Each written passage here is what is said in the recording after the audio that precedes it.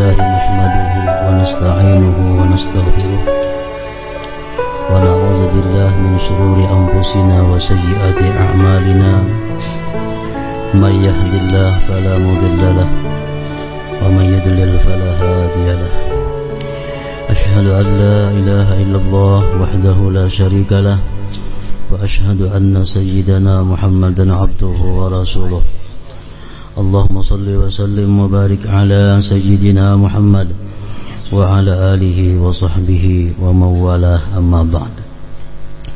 Yang kita hormati dan kita cintai para habaib, para alim ulama, para muhibbin hadirin dan hadirat rahimakumullah. Pertama-tama puji syukur selalu kita haturkan kehadirat Allah Subhanahu wa taala atas berbagai macam anugerah nikmat yang selalu diberikan kepada kita, sehingga kita pada malam hari ini dapat berkumpul bersama-sama di tempat yang penuh berkah ini.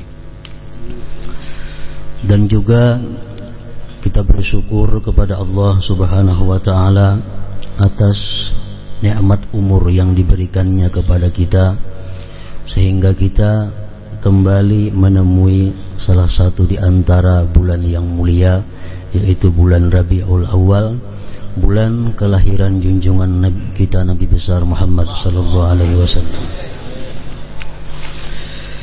Kemudian tidak lupa salawat dan salam kita haturkan selalu keharibaan junjungan kita Nabi besar Muhammad sallallahu alaihi wasallam dan kepada seluruh keluarga, para sahabat, para pengikut zuriat ila yaumil qiyamah. Muhibbin hadirin dan hadirat rahimakumullah. Masih kita melanjutkan pembahasan di minggu yang telah lalu, yaitu ayat yang kedua dari surat Al-Baqarah.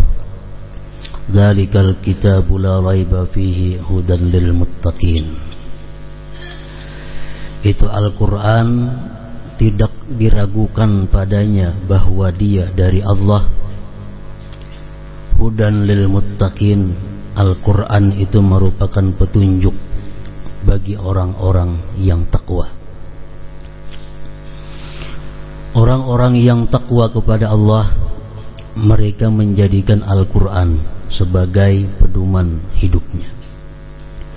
Dan orang-orang yang beriman, kalau ingin menjadi orang yang takwa kepada Allah, maka mestinya Al-Quran dijadikan pedoman hidupnya.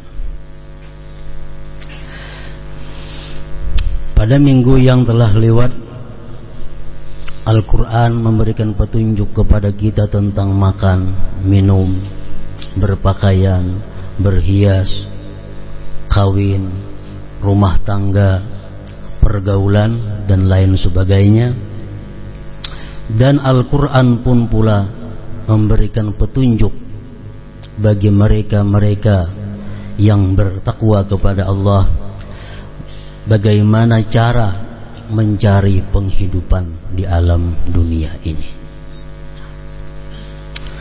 Salah satu petunjuk Al-Quran kepada orang-orang yang beriman, yang ingin bertakwa kepada Allah, bagaimana mencari penghidupan di dalam dunia ini.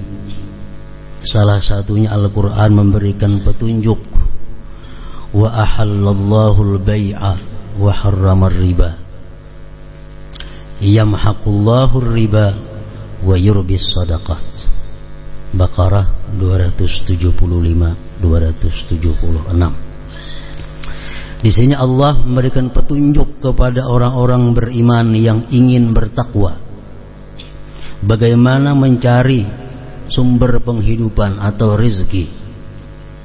Allah memberikan petunjuk, wa ahallallahul bai'a, Allah telah menghalalkan jual beli. Wa harramar riba, Allah mengharamkan riba.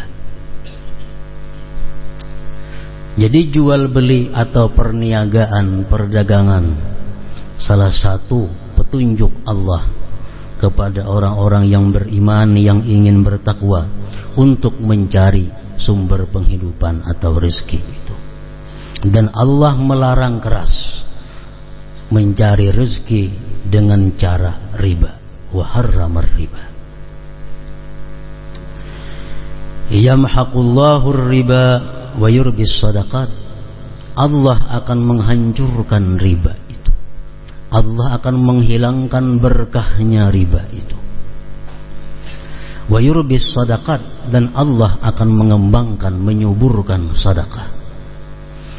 Ayat ini jelas memberikan petunjuk kepada kita bahwa riba itu tidak menguntungkan. Bahkan sebaliknya, riba itu menghancurkan. Allah Maha benar firman-Nya, yamhaqullahu riba. Allah menghancurkan riba. Jadi kalau kita berusaha mencari rezeki dengan jalan riba, pasti akan bangkrut usaha kita. Pasti tertinggal hutang. Itu sudah jaminan Allah. Kalau ada orang yang riba tapi rezekinya luas, kalau ada orang yang riba tapi hidupnya makmur, itu adalah merupakan istidrajun minallah, lanjuran daripada Allah Subhanahu wa ta'ala, yang tidak lain adalah agar dia nanti di akhirat sempurna mendapatkan siksaannya. Ini petunjuk Allah menjauhi riba. Ada berapa macam jenis riba? Oleh para ulama fikih disebutkan ada 4 macam jenis riba itu. Pertama disebut ribal fadli. Ribal fadli ini adalah bi ayyazida ahadul ibadain, dengan bahwa lebih salah satu dua gantinya. Ini khusus tentang barang atau benda-benda ribawi. Ini ada istilah benda-benda ribawi, benda-benda yang mengandung riba, seperti makanan, buah-buahan, emas dan perak, termasuk air. Itu barang benda yang mengandung ribawi. Artinya kalau kita bermuamalah, berjual beli barang-barang tersebut, sangat berhati-hati karena itu ada mengandung ribanya. Nah, pertama ribal fadli ini salah satu di antara dua itu berlebih-lebihan. Umpamanya kita berhuruf baras tengah 2 balik ir dengan 1 balik unus. Nah, ini riba. Baras kita baras ir 30 liter, ampun kawan unus 20 liter kita hurufkan. Nah, itu riba. Kenapa? Karena lebih salah satu. Walaupun lain macamnya, tapi sama jenisnya pada baras. Emas kayak itu juga, pirak kayak itu juga, buah-buahan, kacang, jagung, kurma, anggur, macam itu juga. Jadi kalau kita berhuruf misalnya jagung sebalik, lawan ampun kawan jagung tengah 2 balik, itu riba. Ribal fadli ngarannya itu. Yang kedua macam riba ini adalah riba nasai.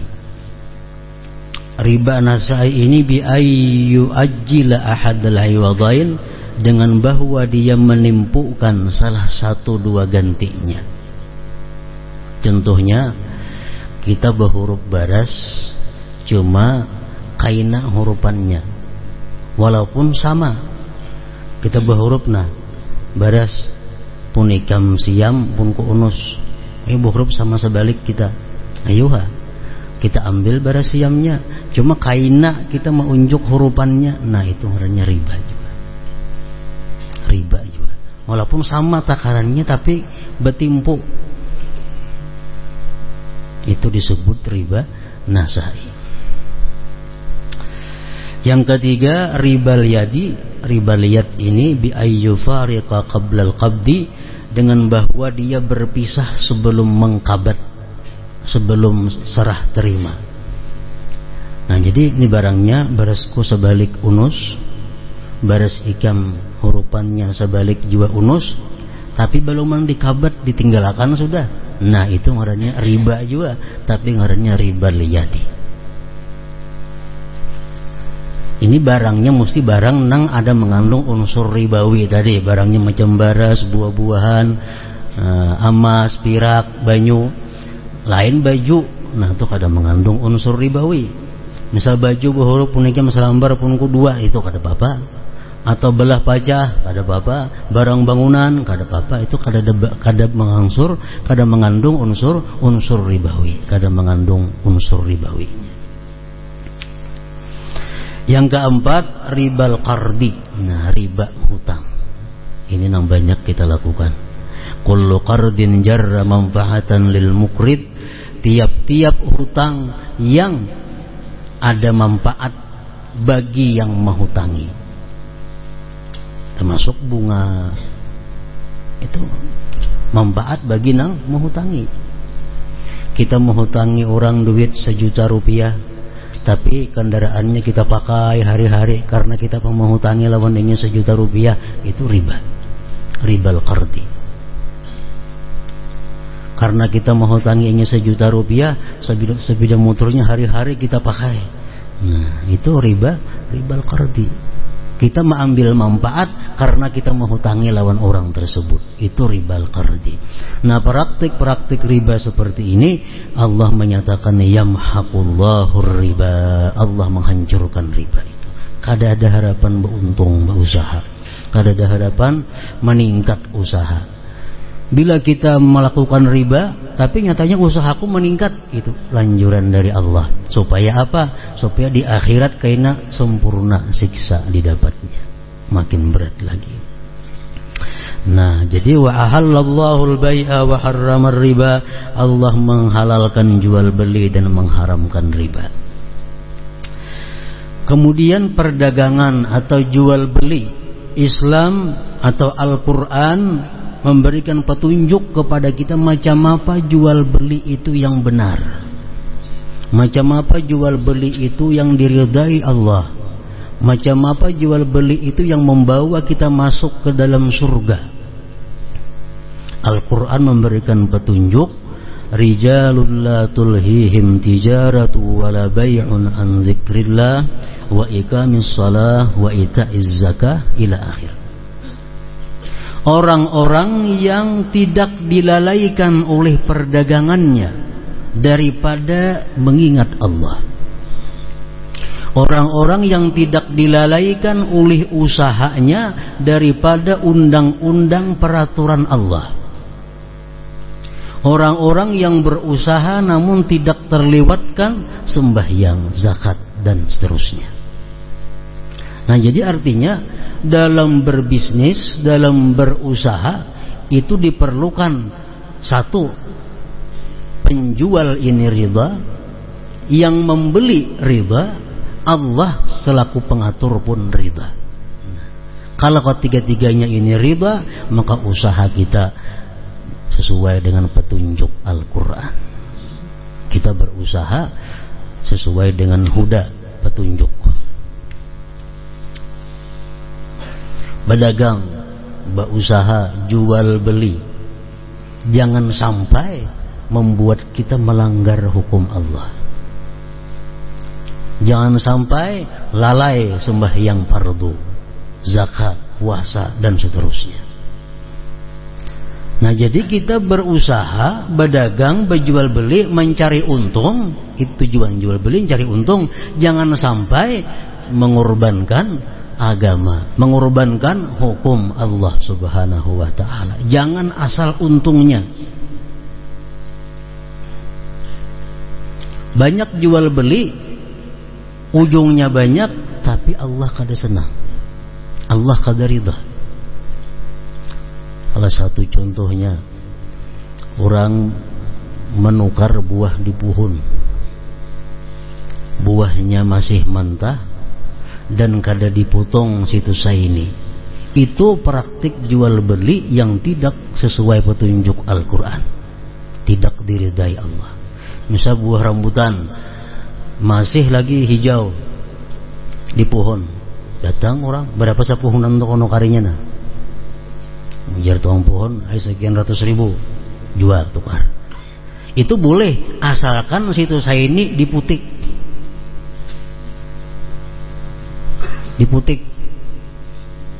jangan digenakan.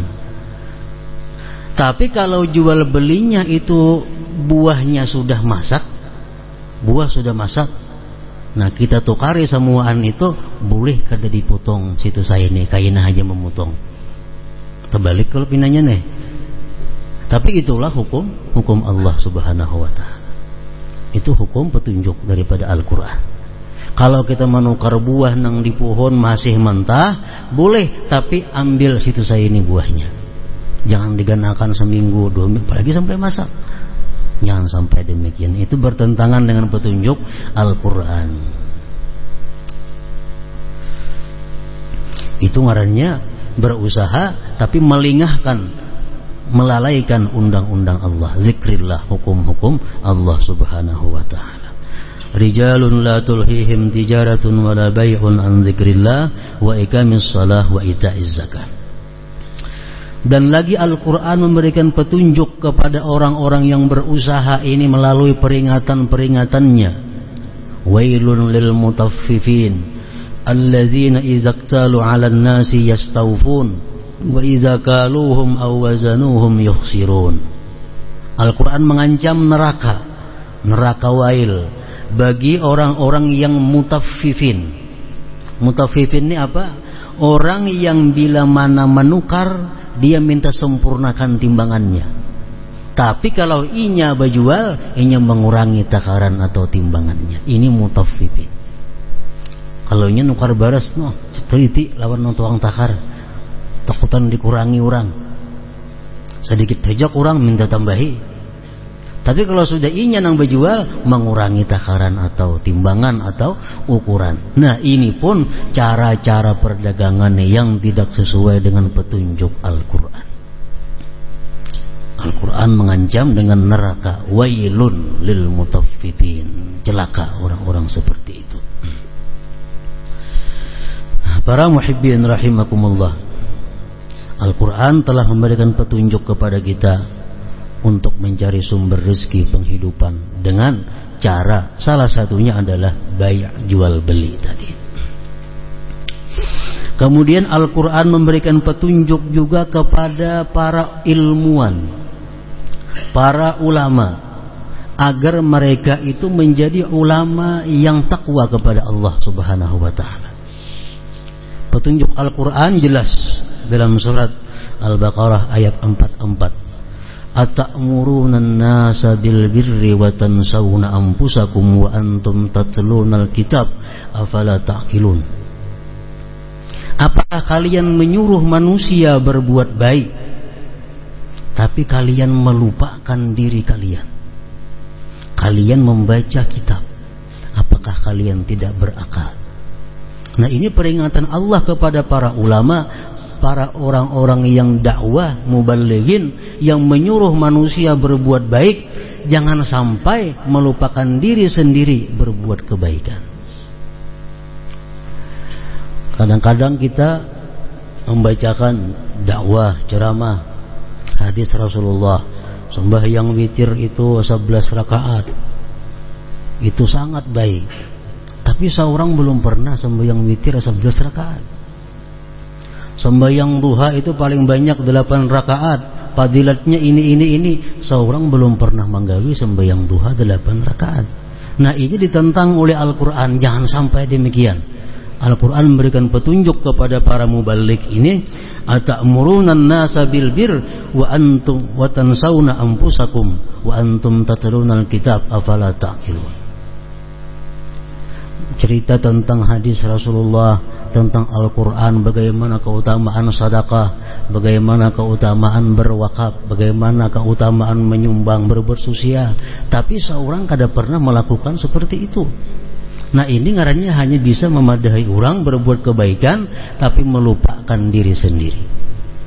Al-Quran memberikan arahan kepada para ulama jangan sampai demikian. Ulama itu antara ulama nang bakhil dengan ulama nang pemurah itu nampak kau membedakan. Sebab apa? Sebab ulama itu disuruh kalau dia berbuat sedekah terang-terangan, jangan sembunyi-sembunyi. Kenapa? Pertama supaya diikut orang, kedua menghindari tuhmah bahwa dia ulama nang pemalar. Jadi kalau ada ulama kada terdengar bersedekah, pemalar ulamanya itu. Bukan jernya baik bersembunyian, kada. Untuk ulama itu baik terbuka, supaya menghilangkan sangka-sangka dan agar ditiru, dicontoh oleh orang. Nah, perbuatan yang baik-baik apapun ibadah bagi seorang panutan itu lebih baik terbuka. Nah lain hal orang-orang umum kalau bersedekah lebih baik sembunyi, itu lebih baik bagi mereka. Kabura maqtana indallah an taqulu ma la taf'alun. Firman Allah, Allah sangat murka, Allah sangat marah. Kemarahan yang besar di sisi Allah bahwa kalian itu mengata sesuatu yang tidak kalian perbuat. Nah ini petunjuk Al-Quran untuk para ilmuwan, untuk para ulama, untuk para da'i muballighin, agar mereka jangan terlepas daripada petunjuk Al-Quran itu. Kemudian lagi Al-Quran memberikan petunjuk kepada para penguasa, para pejabat-pejabat yang mengurusi manusia, yang mengurusi rakyat, agar mereka ini menjadi seorang pejabat yang takwa, agar menjadi seorang pejabat yang mulia di sisi Allah Subhanahu wa taala. Al-Quran memberikan pelajaran kepada mereka, memberikan petunjuk kepada mereka. Apa kata Al-Quran? Wa aufu bil ahdi innal ahda kana mas'ula. Sempurnakan, tepati janji-janji kamu. Tepati janji. Janji itu nanti akan dipertanggungjawabkan di hadirat Allah Subhanahu wa taala. Innal ahda kana mas'ula. Saudara-saudara kita, kawan-kawan kita nang jadi DPR, kampanye janjinya macam apa? Nang jadi bupati, gubernur, presiden, janji-janjinya macam apa? Innal ahda kana mas'ula. Nanti di hadapan Allah, Allah minta pertanggungjawaban janji-janji itu. Jadi kasihan saudara-saudara kita yang menjabat jabatan tersebut kalau mereka tidak bisa menunaikan janji-janji itu. Berat di sisi Allah pertanggungjawaban janji itu. Sayyidina Umar waktu menjadi khalifah, beliau berkata, andai kata seekor himar mati kelaparan di negeriku ini, aku takut tanggung jawab di hadirat Allah Subhanahu wa taala. Seekor himar, binatang nang mati kelaparan, aku takut di sini kena tanggung jawabnya di hadirat Allah Subhanahu wa taala. Apalagi manusia nang kelaparan. Nah, ini Al-Quran memberikan petunjuk supaya apa? Supaya para pejabat-pejabat, orang yang mengurusi rakyat ini bisa selamat, bisa mendapatkan kemuliaan yang besar di sisi Allah Subhanahu wa taala. Para pejabat-pejabat yang benar-benar menjalankan hukum Allah, itu satu hari mereka itu nilainya sama dengan ibadah kita 60 tahun. Orang-orang yang jadi DPR, kalau mereka bujur-bujur sesuai dengan hukum Allah mereka jalankan dalam keadaan tugas itu, satu hari mereka itu nilainya lebih baik daripada ibadah kita 60 tahun. Tapi satu hari saja mereka berbuat dosa lebih jahat daripada maksiat kita 60 tahun.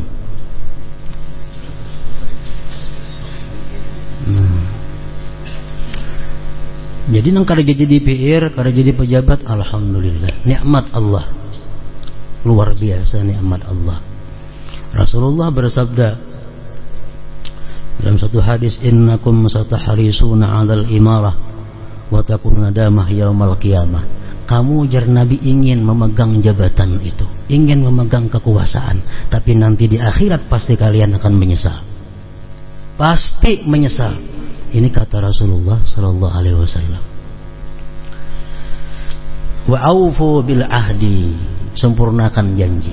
Janji dengan rakyat waktu kampanye, janji di hadapan tukang sumpah Al-Quran di atas kepala, Quran di kepala, berjanji sebaik-baiknya menjalankan itu, ini tugasnya. Nah, itu innal ahda kana mas'ula. Innallaha ya'murukum an tu'addul amanati ila ahliha wa idha hakamtum bainan nas an tahkumu bil adl.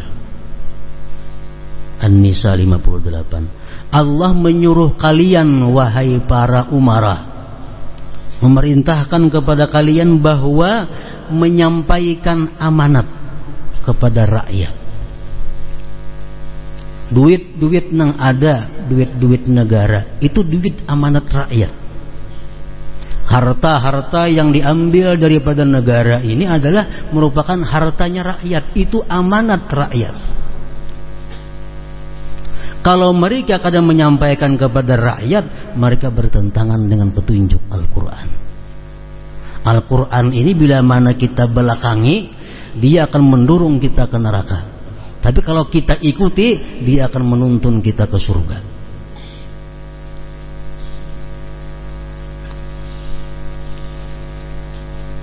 Innallaha ya'murukum an tu'addul amanat ila ahliha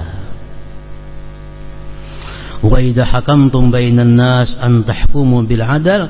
Bila mana kamu menghukumkan, memberikan satu keputusan kepada manusia, berilah keputusan yang adil, yang sesuai pada tempatnya. Nah, ini petunjuk Al-Quran. Jadi kada ada alasan lagi untuk mereka-mereka yang jadi pengusaha, mereka-mereka yang jadi ulama, mereka yang jadi penguasa, kada ada alasan kekurangan petunjuk. Al-Quran jelas memberikan petunjuk, memberikan pedoman kayak apa jadi penguasa yang baik, kayak apa jadi ulama yang baik, kayak apa jadi pengusaha yang baik, yang sesuai dengan huda, petunjuk dari Allah Subhanahu wa ta'ala.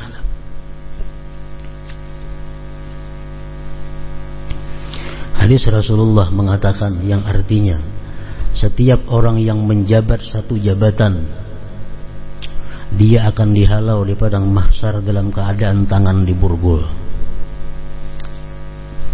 Diborgol. Apabila nanti dia adil, borgolnya akan terlepas. Bila mana dia tidak adil, salajur. Salajur, tajun lawan borgol-borgolnya itu. Itu peringatan Nabi kepada umat sidin yang menjabat satu jabatan untuk kemaslahatan umat beliau. Nah, para muhibbin rahimakumullah.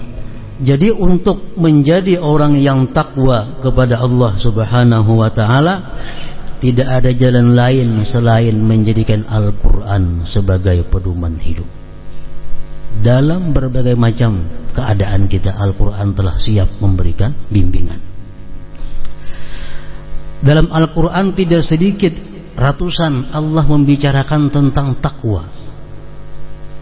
Tujuan Al-Quran ini apa? Mengajak manusia menjadi orang yang takwa.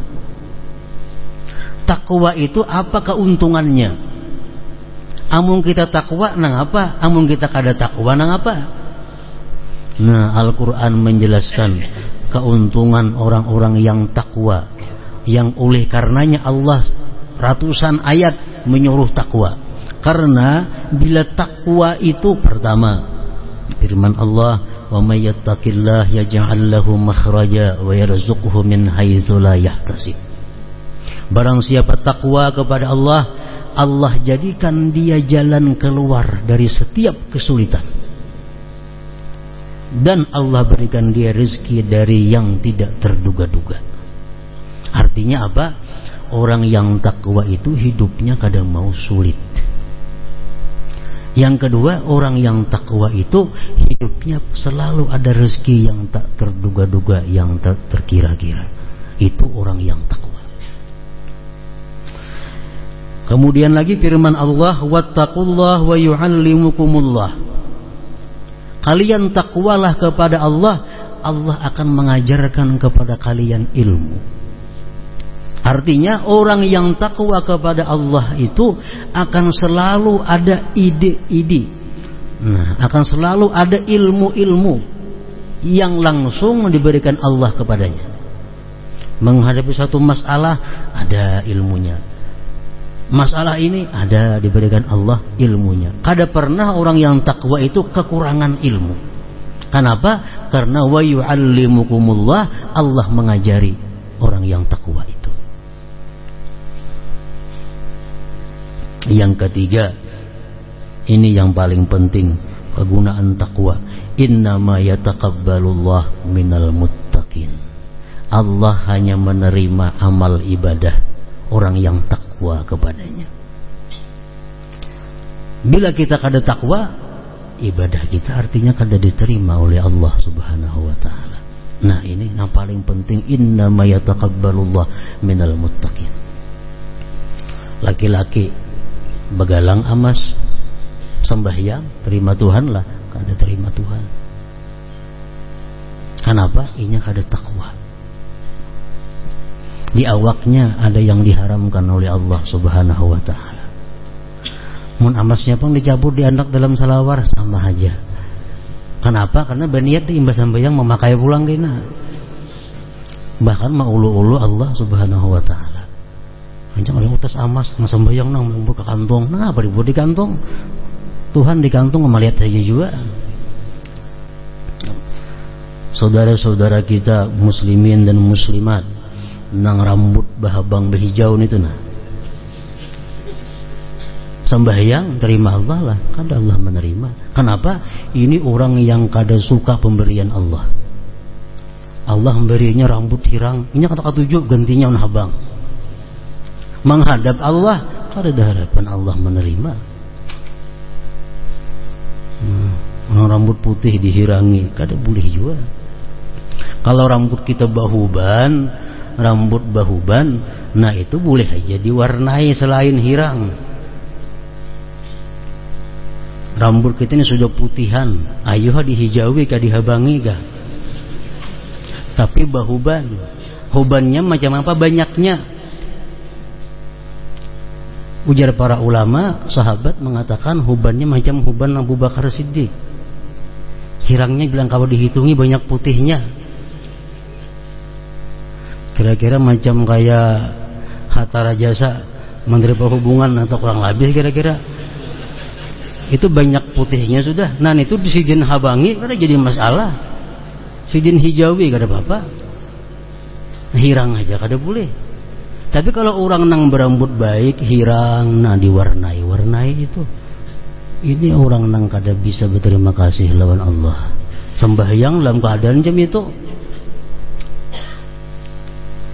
nang balarap nih, napa bini-bini rancak kaning nih, itu kayaknya di akhirat lawan api gantiannya, nah becurit nih tuh, berat nih tuh, kasihan keluarga kita, anak kita nang macam itu.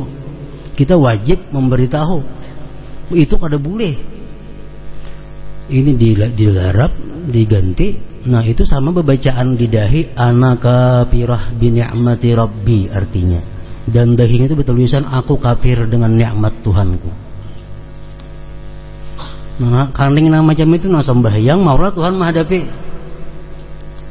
Kada mau menghadapi Tuhan sembahyang macam itu orang nangka itu.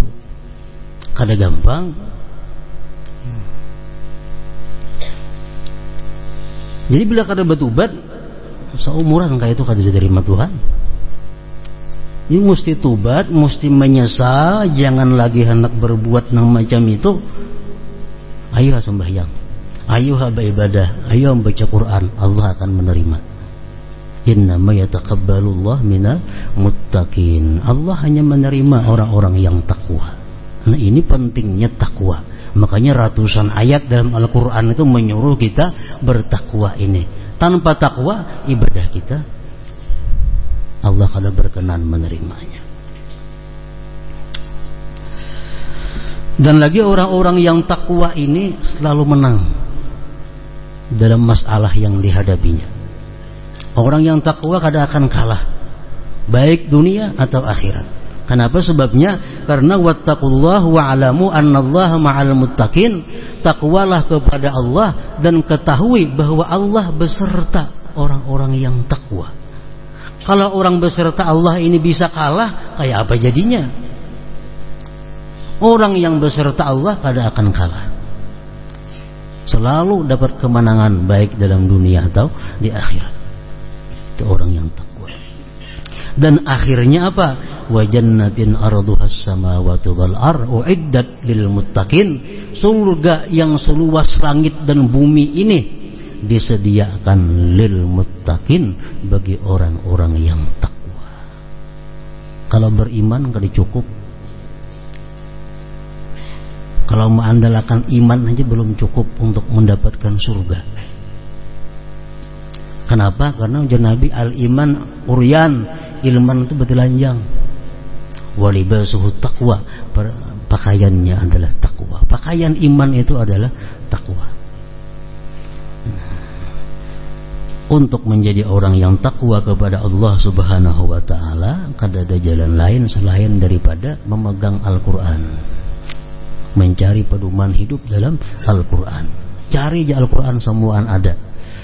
Apa yang kita perlukan dalam kehidupan ini.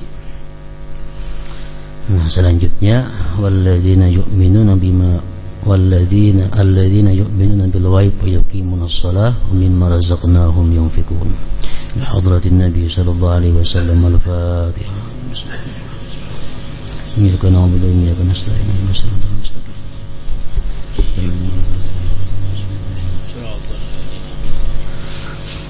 أشهد أن لا إله إلا الله وحده لا شريك له أشهد أن سيدنا محمدا عبده ورسوله